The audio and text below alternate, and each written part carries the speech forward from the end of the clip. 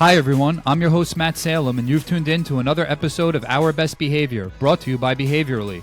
We are the global digital-first leader in providing data intelligence through our AI and tech-enabled product stack to help brands own the most valuable moment in marketing, the purchase transaction. We are Behaviorally, the transaction experts. Each episode, we share insights on trending topics within our industry and of interest to our customers. Today, we're joined by Behaviorally's own Gabriel Velez, VP Business Development, to discuss the transformative world of insights, exploring the cutting-edge technologies that are reshaping business landscapes. From enhancing customer experiences to streamlining operations and fueling growth, we'll discuss how these innovations are revolutionizing industries across the board. Gabriel, glad to have you here today. Welcome. Thank you very much, Matt. Thank you. Thank you for having me here. Yeah, my pleasure. I'm excited to have you. I have to tell the audience that Gabriel is extremely well prepared. I mean, I think he could probably host a show himself. He had an amazing outline recommendation for us. We're going to get into a great conversation here. And before we even start, I have to give him some kudos. So kudos to you, Gabriel. Thank you very much. So, Yeah, I so am very happy to be here. Yeah. So let's get it started then. So, Gabriel is in Miami, which I'm very jealous of, and I need to figure out reasons that are, business oriented and justifiable expense wise in order to get there. And, recording a live podcast, I didn't get that approved. Hey, it'd be great to do it live in Miami. Nah, sorry, Matt.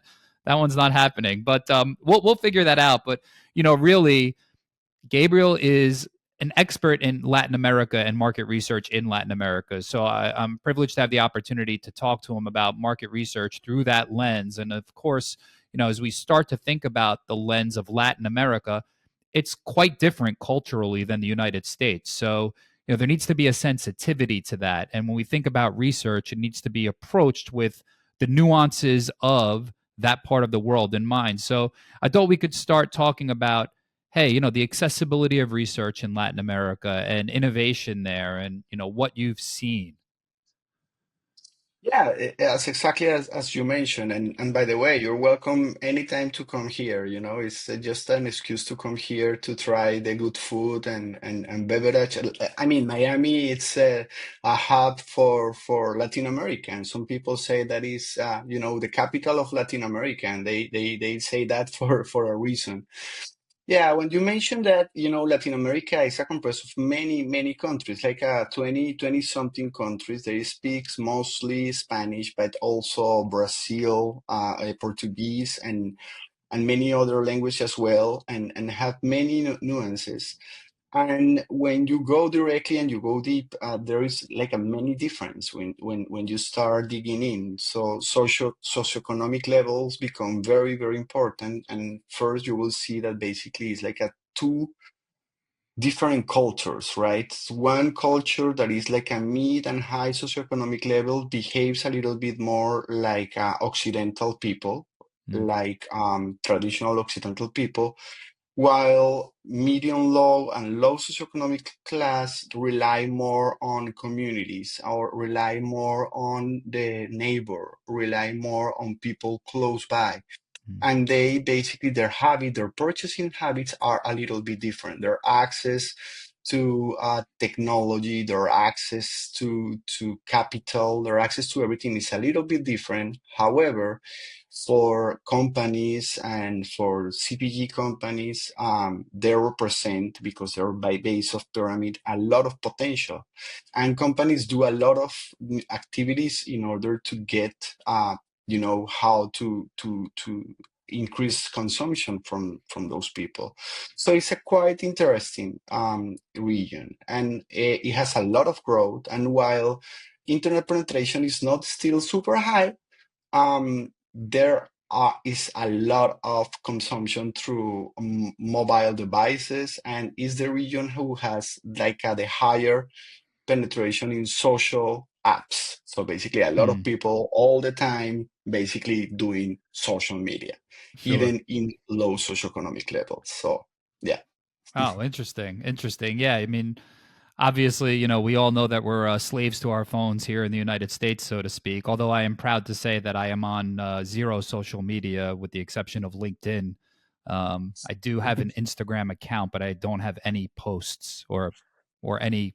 I don't follow anybody, I should say. I have limited posts, maybe five. But I know I'm an old school soul like that, and very few and far between are like me. So yeah, while it proliferates here in the states, it's interesting to hear how much it does in Latin America, even particularly amongst lower socioeconomic levels. And if we think about that and think about change and the change that that's brought to the table, right? The change that digital brings to the table, and also the more traditional needs and the more traditional aspects of research in Latin America and some of the nuances that exist.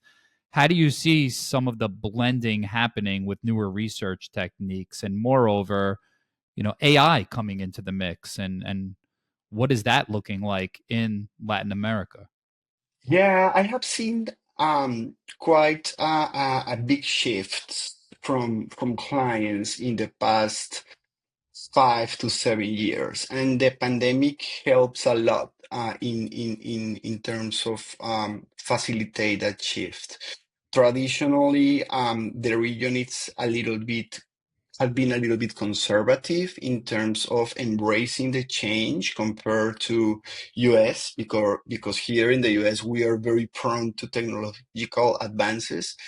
In Latin America, there is a little bit, or there had been traditionally a little bit more of they think a little bit, they think twice based on the reason, because those people in low socioeconomical levels, basically they don't have this consumption, or they don't have to have in the past this consumption, or because the digital methods were not comprehensive or robust enough in order to capture the full flesh or of their needs.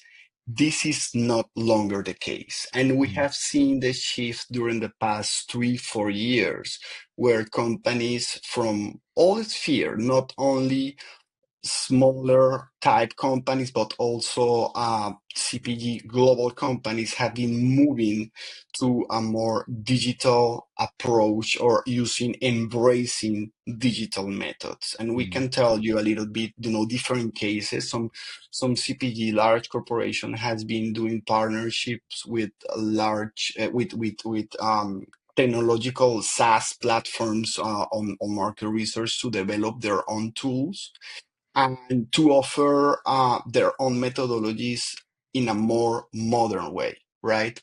This is no longer the case where you approach to a client and they say, no, this we won't conduct this study online because we won't get the consumer online.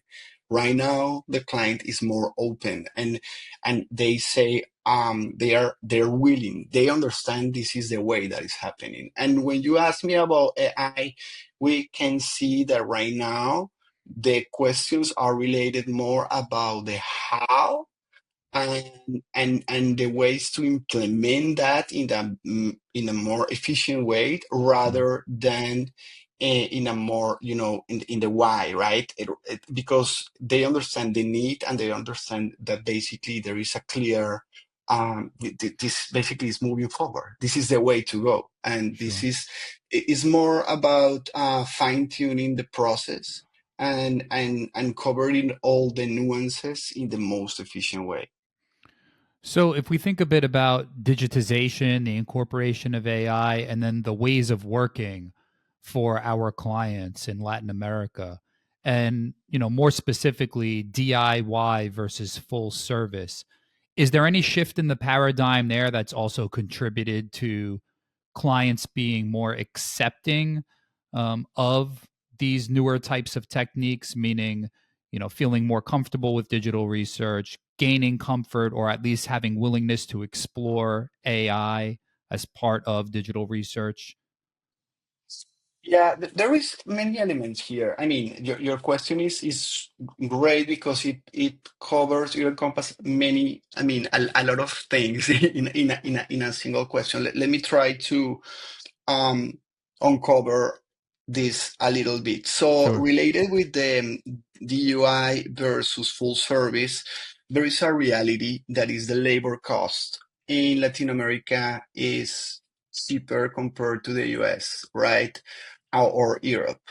And the second thing is the habits. So in Latin America, there is an habit to get from clients to get full service, right? It's normal that people get like a full-time maid in their house, even Mm, 2 or 3 person helping in the chores. And when they hire an agency, the traditional way of thinking is that they expect this agency to be full service, right? mm, mm-hmm, This is basically the idea, the traditional idea, right? But however, with the new tendency, all the DUI tools that are coming when they arrive to Latin America, they need to adapt. As a matter of fact, I know many platforms that arrived to Latin America with their DUI like a model, and it didn't work. So they needed to partner with agencies. They needed to hire local people to basically do the account success management. So basically, do sure. all the key punching in order to help clients to do what they do. But because they say, and they have a reason, right? I hire this platform, I pay in dollars, and why I need to do the work myself? I need the full service, right? But when this is basically what they think, but when they start using the platform and when they start learning how to get the benefits from the platform, and when they see how easy it is to use it, they say, okay, no, this is something that I can do myself. I don't need the assistant. I can launch a survey. I can upload the stimuli and I can get the results in 10 minutes. I can present this directly to my stakeholders. And then the it changed. I mean, the Mm, behavior changed, and I think everything is related with also with education, right? And it's a lot of education is very important on that. um and to finish, the element also is basically when you see here is a lot of, I mean, there is not standardization on those companies. um Companies come from different sides of the world, right? And I mean, if you talk with global corporations, let's say Pepsi Cola, Coca Cola, Procter and Gamble, of course they have a global mandate. They have one way basically to think. Of course, they have regional teams, but they have global guidelines and they have all the data security guidelines. Their people can go to ChatGPT and run their own things.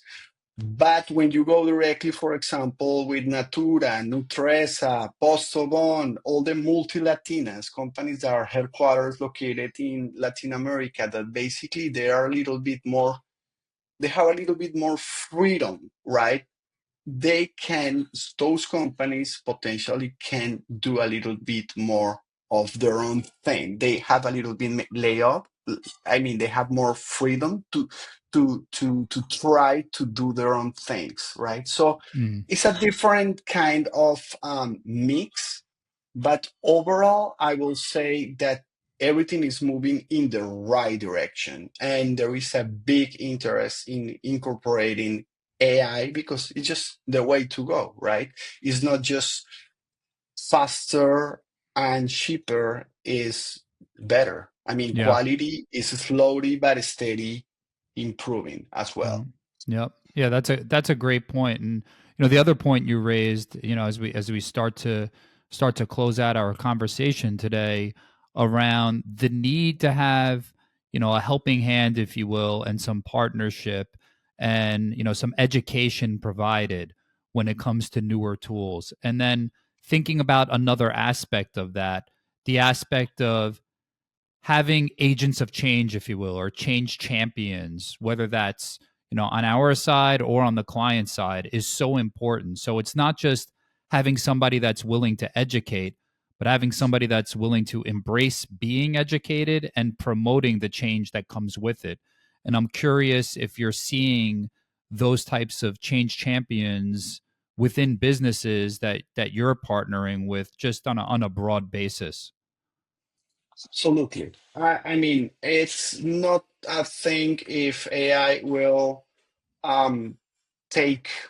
people's job, right? Is not that conversation. It's more about if people who knows about, I mean, people needs to know about AI, and you Mm-hmm. can see, and in order to get better position, and you can see, as always, that people who get proactive and can champion new things and can promote new methods, new ways to understand the consumer in better ways, and can promote that internally within the organizations, uh, get better results long Mm-hmm. term for both the organization, the customers, the product itself, and themselves within the organization. It's a very quick and fast way to promote themselves as a professionals, to basically go up on the ladder on the organization. We have seen those cases multiple times within the organizations. Well, people who basically champion, and the way that it usually works is just they start as a pilot, right? And they start running a pilot, they start running a test, or a simple, like a small project. And this Sure. project, the good thing about this, like a tools, it basically very quickly to scale, Yeah.